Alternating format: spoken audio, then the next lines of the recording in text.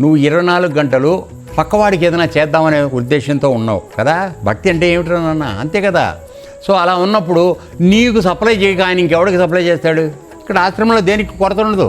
లేదు అన్నా కూడా మధ్యాహ్నానికో సాయంత్రానికో వచ్చేస్తుంది అంతే. నీ ఇంట్లో కనుకో అది అయిపోయిందే ఇది అయిపోయిందని నువ్వు మీ ఆవిడ అనుకుంటూ ఇట్టిట్ట అనుకుంటూ కూర్చుంటే నువ్వు వెళ్ళి కొనుక్కొస్తే కానీ అవ్వదు, మీ అబ్బాయిలు కొనుక్కొస్తేనే అవుతుంది, అంతే లేకపోతే అవ్వదు.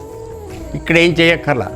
ఓహో అవసరమైంది ఇవాళ రాలేదు అని అనుకుంటే ఎక్కడి నుంచి ఇక్కడికి వచ్చేస్తాయి అంతే. ఎందుకని అది ఒక నిజాయితీతో కూడిన కోరిక ఫస్ట్ పాయింట్. రెండోది అది సొంతానికి మనం అడగట్లా, పక్కవాళ్ళ కోసం అడుగుతున్నాం. పక్కవాడి కోసం అడిగినప్పుడు పరమాత్మ కళ్ళు మూసుకుని ఇచ్చేస్తాడు.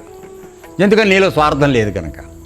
నువ్వు స్వార్థంతో నీ కుటుంబం కోసం ఎప్పుడైతే అడుగుతున్నావో వీడికి ఇవ్వాలా వద్దని ఆలోచిస్తారు. ఉన్న రహస్యం అది. అందువలన ఇవ్వడం నేర్చుకోండి, పక్కవాడికి పెట్టడం నేర్చుకోండి. దాచుకోవడం పెద్దగా అలవాటు చేసుకోకండి, అది ప్రాణాంతకం నన్ను అడిగితే.